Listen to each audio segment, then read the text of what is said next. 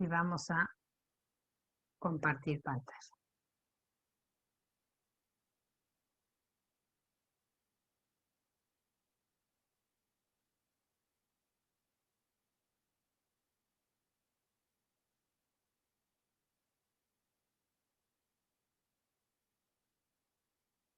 A ver si quiere.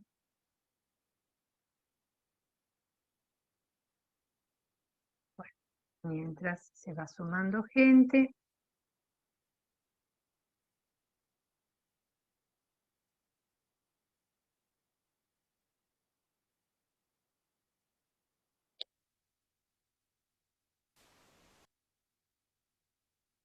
No sé por qué no me... Ahí estamos. Perfecto. Bueno, muy bien. Entonces, como les comentaba hace unos segundos, vamos a empezar a desarrollar cada uno de los modos de cromatografía en particular, ¿sí?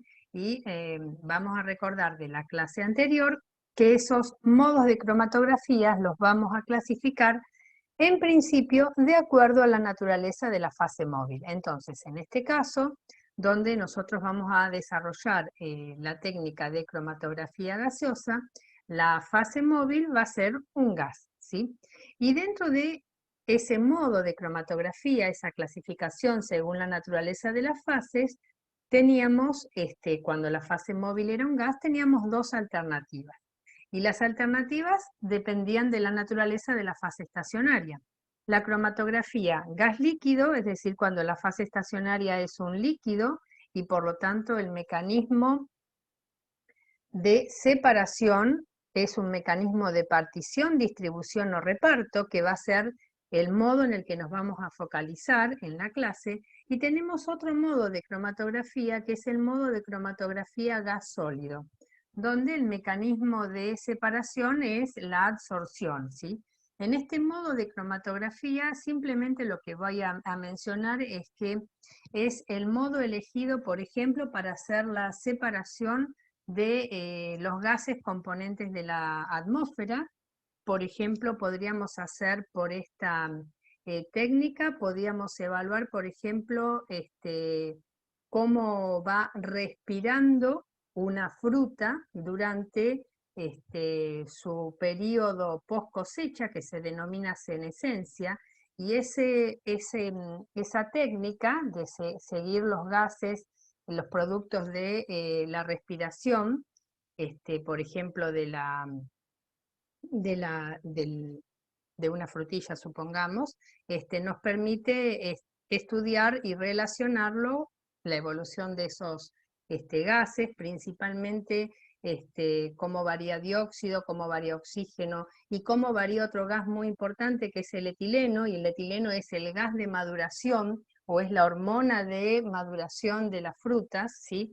Se los menciono porque es un ejemplo importante a la hora de cuantificar separación de gases por gas sólido, donde el sólido que se usa tiene una actividad superficial importante, se denomina zeolita ese sólido, ¿sí? Y por ejemplo, bueno, se pueden hacer esas determinaciones, así como la de otros componentes de gases atmosféricos. Nosotros nos vamos a dedicar a la cromatografía gas líquido, donde la fase estacionaria va a ser un líquido, ¿sí? Ese líquido que puede estar de dos formas.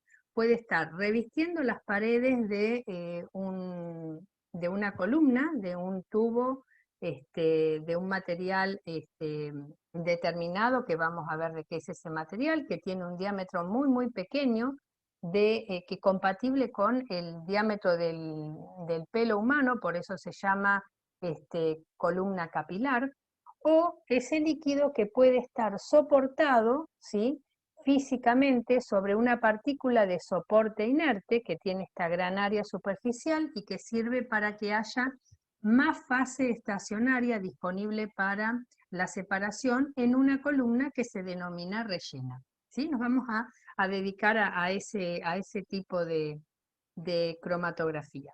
Ahora, ¿qué tipo de analitos vamos a separar por esta técnica? Bueno, básicamente esos analitos tienen que ser capaces de disolverse, de solubilizarse en esta fase móvil que es un gas. Por lo tanto, esos analitos van a tener que, a la temperatura de trabajo, estar en estado o ser gases, naturalmente, como los ejemplos que les nombré anteriormente, o estar en estado de vapor. Por lo tanto, lo que vamos a hacer es separar analitos que sean muy volátiles, con puntos de ebullición generalmente menor a 300 y que obviamente a la temperatura de trabajo sean térmicamente estables, ¿sí? Por ejemplo, hidrocarburos, ¿sí? Para dar un ejemplo. También lo que vamos a poder hacer es hacer separación de algún otro tipo de sustancias que, si bien no son volátiles, se pueden convertir en un derivado volátil, como por ejemplo los azúcares, que se derivan a sus ésteres metílicos y por lo tanto se puede hacer la cuantificación de azúcares por cromatografía gas líquido, aunque la técnica que generalmente se prefiere es la cromatografía líquido-líquido, como vamos a ver la clase que viene. Bien, entonces vamos a ir dedicándonos a ver cada una de las características de la técnica cromatográfica en sí. Y para eso vamos a tener que hablar y vamos a tener que relacionar los conceptos que vimos la clase pasada con los específicos de esta técnica. Es decir, vamos a ver cómo adaptamos la ecuación general de la cromatografía. ¿Se acuerdan cuál era? Esa ecuación que dedujo Schneider, volumen de retención igual a volumen muerto más KD, constante de distribución, por BS. Bueno, vamos a ver cómo esa ecuación se adapta o se transforma para la cromatografía gaseosa en sí. Y esa diferencia que se va a presentar en esta ecuación general de la cromatografía adaptada a la cromatografía gaseosa tiene que ver con cómo uno transforma el tiempo de retención que se obtiene del cromatograma, ¿sí? ¿Recuerdan lo que era el tiempo de retención? Era el tiempo durante el cual el analito, un analito que interactúa con la fase estacionaria, tarda en salir de la columna, ¿sí? En el cromatograma lo identificábamos como el tiempo como el máximo del cromatograma, de ese pico gaussiano, y en todo lo que está relacionado con el trabajo práctico de laboratorio, que van a ver para cromatografía gaseosa, bueno, se va a explicar cómo se determina el tiempo de retención. Hay un método que es el método de triangulación que permite, además de medir en el máximo, identificar tiempo de retención y permite, a partir de los datos del cromatograma, donde generalmente uno tiene un papel, ¿sí? Si usa un registrador, uno lo que tiene es, el cromatograma es una carta de papel, cómo transforma esas medidas de centímetros, medidas de longitud, en medida de tiempo, ¿sí? Eso se hace a través de un parámetro que se denomina la velocidad de la carta. La velocidad de la carta no es otra cosa que la velocidad a la que se mueve el papel registrador y no afecta absolutamente en nada al proceso de separación cromatográfica, como seguramente Melina y Cristian les van a explicar en el desarrollo del trabajo práctico. Bien, entonces nosotros tenemos los tiempos de retención, ¿sí? Medidos ya pasados a través de la velocidad de la carta en unidades de tiempo, y tenemos que transformarlos en volúmenes de retención, porque la ecuación general de la cromatografía relaciona volúmenes. Entonces, ¿cómo lo transformamos? Es decir, ¿cómo pasamos de tiempo a volumen? A través del caudal, ¿sí? Ese caudal, como bien dice aquí la filmina, se está midiendo, ¿sí?, afuera del equipo, ¿sí?, con este dispositivo que se llama caudalímetro de burbuja. Tengan ustedes el cromatógrafo más antiguo o el cromatógrafo más moderno, la forma de medir el caudal es exactamente la misma. Y generalmente la más cómoda es a través de este caudalímetro de burbuja. ¿Cómo funciona el caudalímetro de burbuja? Bueno, lo que ustedes tienen es algo parecido a una bureta invertida, ¿sí? Donde se insufla donde el gas portador va a llegar a la base, supongamos, de esa bureta que está lo importante es que esté graduado, este material volumétrico, donde vamos a tener en esto que parece una tetina de un chupete, en este dedo de goma, vamos a tener una solución con un tensioactivo, con detergente. Entonces lo que vamos a hacer es, apretamos esta perita de goma, se forma una burbuja, y esa burbuja, ¿sí?, es movida a través del gas portador, a través de este tubo graduado. Entonces, caudal no es otra cosa que volumen sobre tiempo. Entonces, midiendo el tiempo que tarda esa burbuja de detergente en atravesar, por ejemplo, un volumen determinado, supongamos 10 mililitros, se puede estimar el caudal. Ahora, ese caudal que nosotros medimos, ¿sí?, donde caudal se identifica con la letra F, ¿sí?, y la M de medido, ese caudal está medido fuera de la columna, en condiciones ambientes, a una temperatura ambiente y a una presión que generalmente es la presión ambiente atmosférica, ¿sí?, que no son las condiciones dentro de la columna donde se está produciendo este proceso de separación. Por lo tanto, ese caudal, que en definitiva no es otra cosa que un volumen, se va a ver afectado cuando cambie la temperatura y la presión.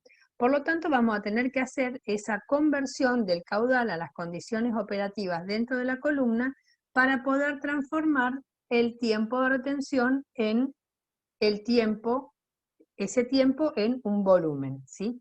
Entonces, la primera corrección que vamos a hacer es la de considerar que la temperatura fuera de la columna y dentro de la columna es diferente. Y como para hacer esta conversión estamos usando las relaciones de P por V sobre T, ¿sí? ¿Recuerdan de Introducción a la Química?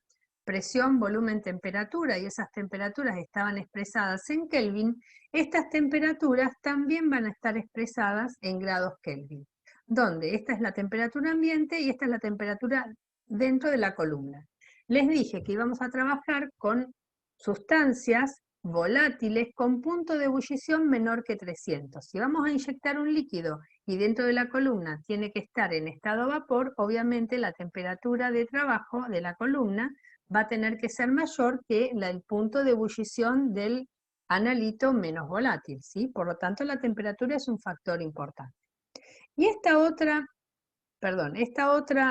corrección que se hace aquí no es la corrección de la presión propiamente dicha, sino que esta corrección tiene en cuenta que uno está midiendo este caudal con un caudalímetro de burbuja, donde esta sigla es la presión atmosférica, que puede estar expresada en atmósferas o en Torricelli, por ejemplo. Supongamos en Torricelli 760 Torricelli, ¿sí? Y esta P del agua es la presión de vapor del agua a la temperatura de medida, porque da cuenta que uno está midiendo ese volumen usando una burbuja, y esa burbuja no es otra cosa que una solución acuosa de un tensioactivo. Entonces, para que ustedes se den una idea de qué valores estamos hablando. A 20 grados centígrados, la presión de vapor de saturación del agua es de 23 Torricelli. Entonces, hagamos la cuenta. 760 menos 23 sobre 760, todo este número es aproximadamente 1 y generalmente esta corrección se desprecia. Entonces, el caudal con la primera corrección, que es la corrección por la temperatura, va a ser igual al caudal medido, a la temperatura ambiente, por la temperatura de la columna sobre la temperatura ambiente, ambas expresadas en grados Kelvin, ¿sí? Y la corrección, esta corrección generalmente se desprecia, ¿sí?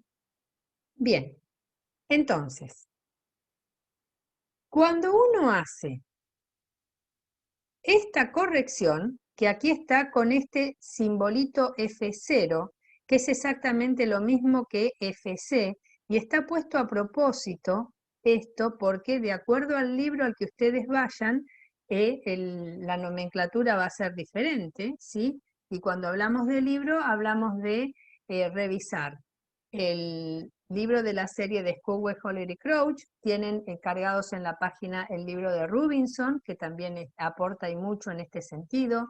El libro de Day Underwood, si lo consiguen, también aporta aunque la mirada es complementaria, y tienen algo también, aunque un poco más escueto, del libro de Harris, ¿sí? Yo me quedaría con los de la serie Scoop y miraría el Robinson. Entonces, con esta primer corrección, al volumen que el caudal ya incluye la corrección de la temperatura, lo llamo volumen de retención. Ahora, ese volumen de retención, ¿tiene todas las correcciones por lo que ocurre dentro de la columna? No, todavía no.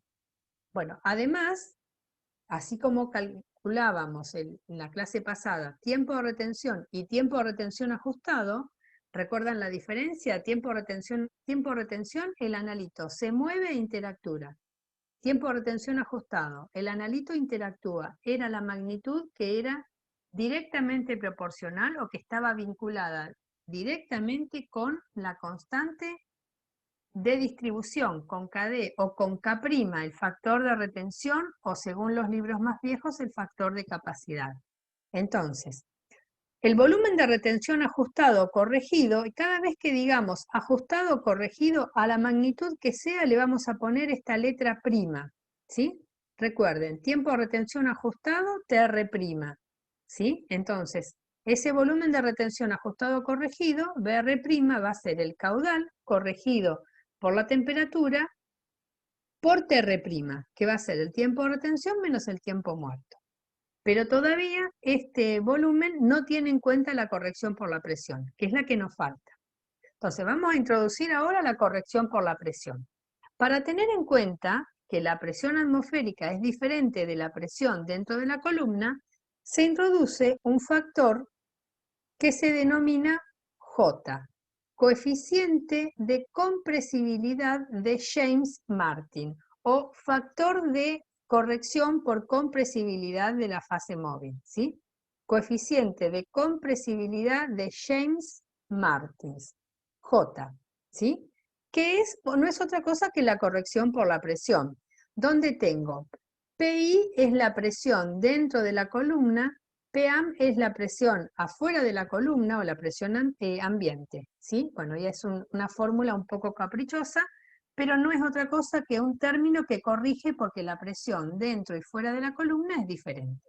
Entonces, cuando vos corregís ahora, haces la corrección del caudal por la temperatura y por la presión, la magnitud se denomina ahora volumen de retención neto, o VN, ¿sí? Que es el volumen de retención en las condiciones operativas dentro de la columna. Y por lo tanto, ese volumen neto es el que obviamente se va a relacionar con la ecuación general de la cromatografía. Entonces, la diferencia que nosotros tenemos que hacer en la ecuación general de la cromatografía es, en vez de escribirla como volumen de retención igual a volumen muerto más KD por BS, vamos a escribir volumen neto igual a volumen muerto, y estos dos volúmenes, el neto y el muerto, incluyen la corrección por temperatura y por presión del caudal más KD por BS. Y así como definimos un volumen de retención ajustado, vamos a definir un volumen de retención neto ajustado, VN', ¿sí? Que no es otra cosa que el tiempo de retención ajustado multiplicado por este caudal corregido por temperatura y corregido por presión. Y si todos tuviéramos en casa un cromatógrafo, y ese cromatógrafo tuviera una columna con la misma fase estacionaria, y todos tuviéramos la misma fase móvil, hiciéramos todos el mismo experimento, inyectar el mismo analito en esta columna, se supone que si es todo exactamente lo mismo, todos tendríamos que tener el mismo tiempo de retención y el mismo volumen neto, ¿sí? O el mismo volumen neto ajustado mínimamente. Sin embargo, es muy difícil que dos columnas que tengan el mismo tipo de fase estacionaria sean cromatográficamente equivalentes. ¿Por qué? Porque eso va a depender, ¿sí? y más específicamente, dos columnas rellenas. porque eso va a depender del grado de compactación del relleno, de cómo esté armada la columna y demás.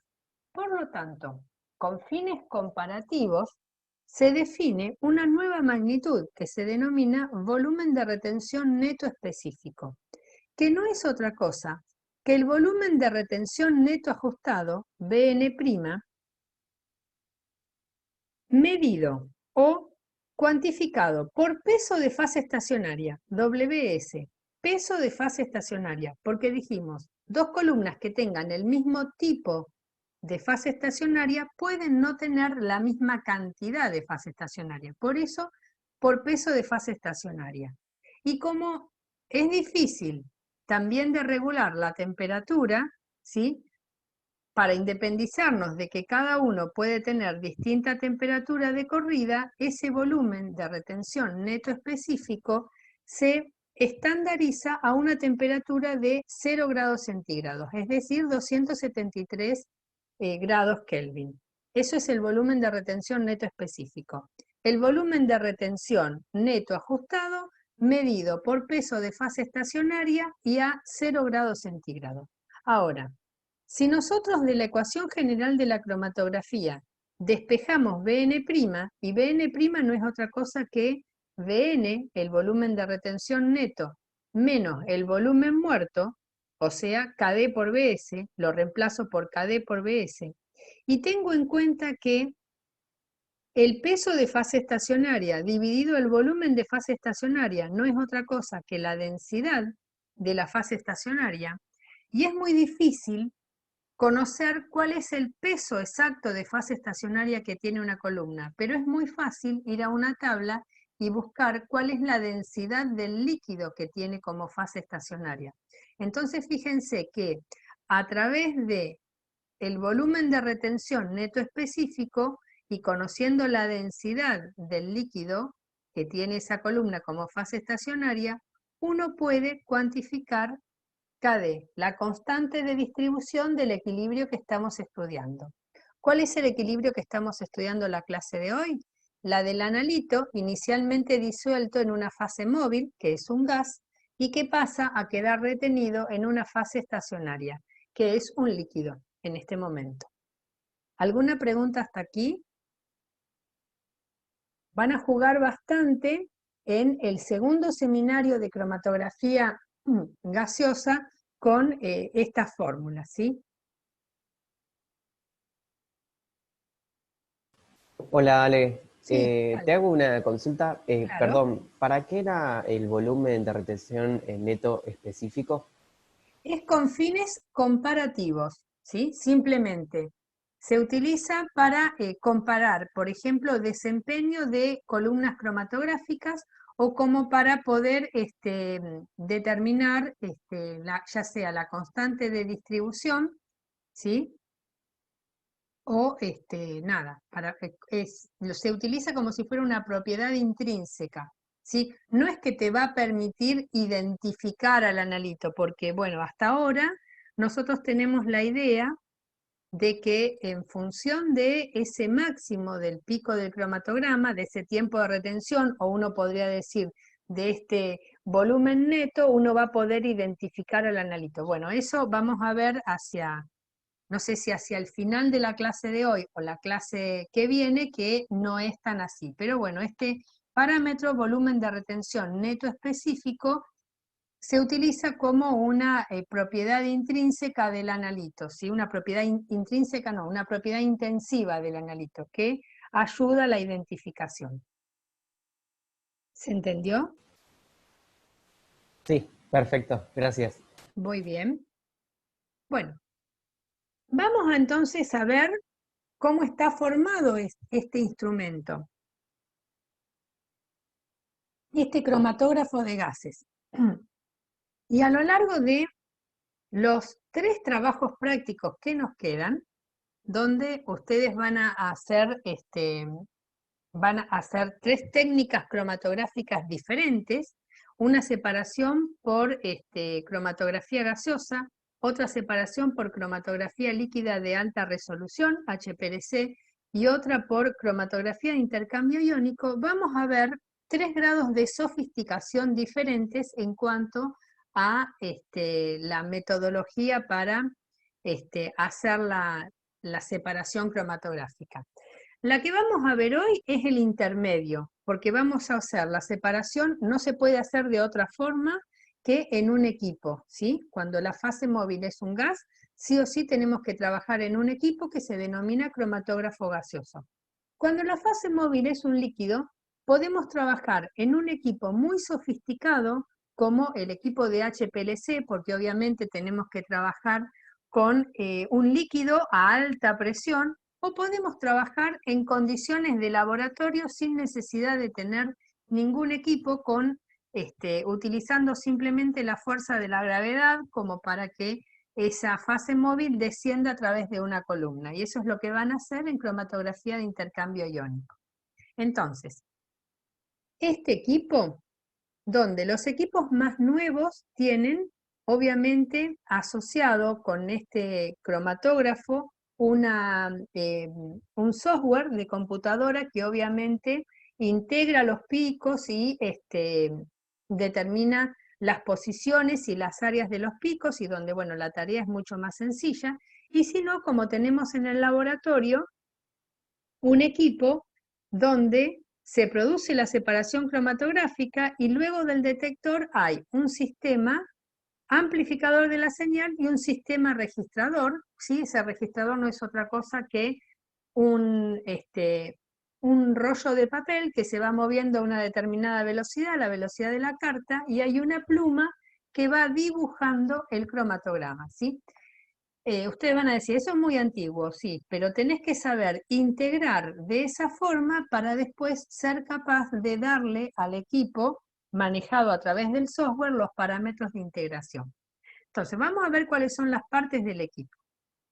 Las partes del equipo, bueno, obviamente, vamos a tener que tener un reservorio para la fase móvil, que es un gas, ¿sí?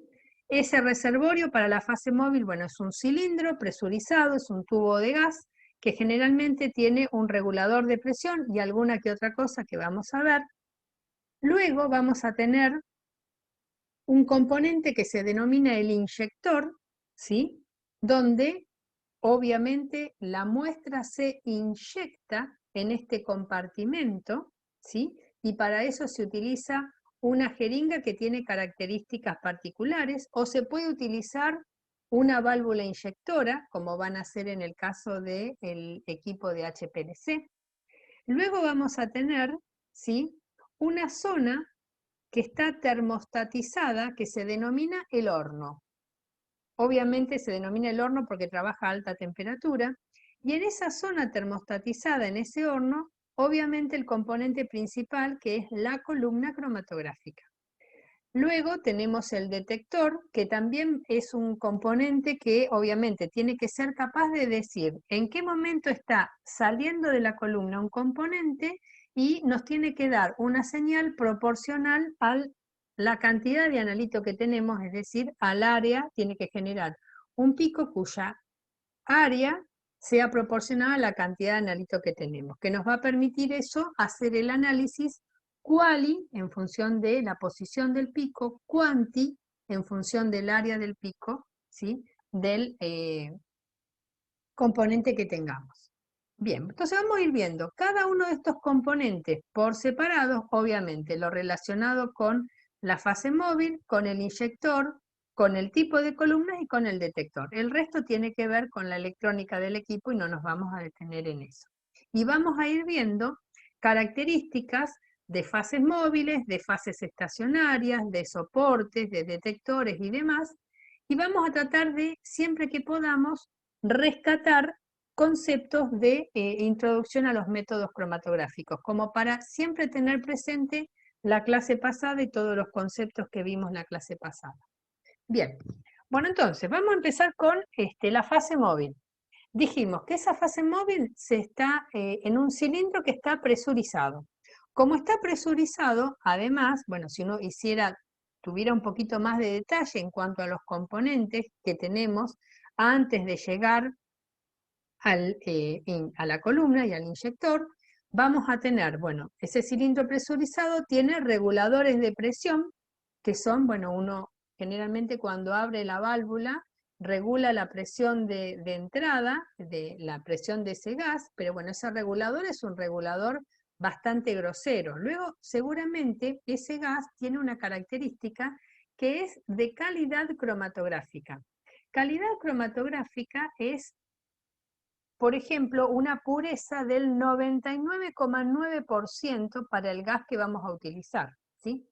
Cada vez que yo le agrego un 9 a este calidad cromatográfica, agrego ceros al precio del insumo, ¿sí? Entonces, bueno, esta calidad cromatográfica es un plus que obviamente tiene un determinado costo, ¿sí? Bien, a pesar de que este cilindro sea de calidad, este gas sea de calidad cromatográfica, generalmente los equipos tienen una trampa para eliminar impurezas, que generalmente es un absorbente. Luego tenemos un regulador de línea, que son unas válvulas de agujas que permiten regular con mayor precisión el flujo de entrada al equipo cromatográfico. Un regulador de caudal, bueno, y el medidor de caudal, que puede estar antes de la entrada al equipo o puede estar a la salida de la columna, ¿sí? Es indistinto. El que nosotros tenemos en el laboratorio tiene un medidor de caudal a la salida de la columna. En realidad, ese gas portador se va a dividir en dos y va a pasar por el horno, es decir, se va a termostatizar y vamos a poder medir ese flujo de gas a la salida de la columna cromatográfica. Bueno, entonces vamos a ver si podemos, en lo que queda de esta sesión de Zoom, ver características del gas portador. Fíjense cómo se llama la fase móvil, gas portador o carrier. En cromatografía gaseosa, todo pasa por la fase estacionaria. La fase móvil hace solamente eso, transporta o acarrea al analito a través de la columna que contiene la fase estacionaria. Por lo tanto, cada vez que vos hablas de modificar resolución o de modificar algo, hablas de modificar condiciones dentro de la columna cromatográfica. Condiciones como son la temperatura para regular el factor de retención, o cuando vos hablabas de mejorar la resolución modificando el coeficiente de selectividad alfa, hablas de cambiar el líquido que actúa como fase estacionaria, ¿sí? Porque justamente cromatografía gaseosa, todo pasa por la fase estacionaria. Bien, este gas portador es la fase móvil en cromatografía gaseosa, nada nuevo. Fíjense esto, qué importante. ¿Qué gas portador voy a usar? Lo determina el detector que tenga el equipo, ni siquiera nada que tenga que ver con el analito o con la fase estacionaria. Lo determina el detector que tenga el equipo. Es químicamente inerte, obviamente, no tiene que interactuar con el analito, solamente lo tiene que transportar a través de la columna, ¿sí? No tiene que afectar los procesos de partición o de absorción, ya sea si esto es cromatografía gas líquido o gas sólido, que ocurren en la columna cromatográfica. Bien, tiene esta pureza que les hablaba del 99,9, ¿sí? Y los más utilizados van a ser nitrógeno, hidrógeno, helio o argón. Y si es argón, generalmente se utiliza con un 5% de metano. Después vamos a ver por qué. Bien, obviamente si hablamos de precio de gas portador, siempre que pueda voy a utilizar nitrógeno. ¿Por qué? Porque el nitrógeno está en prácticamente en un 78% es la composición del aire, entonces es de los gases el más barato, ¿sí?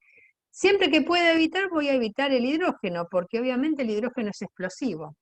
Y el ideal es, me encantaría usar helio, lo que pasa que el precio del helio del argón es prohibitivo, ¿sí? Para que ustedes se den una idea, en marzo de este año, el hidrógeno costaba alrededor de 7.000 pesos, el helio costaba alrededor de 24.000 pesos el tubo, ¿sí? Entonces fíjense la diferencia de precios, ¿sí?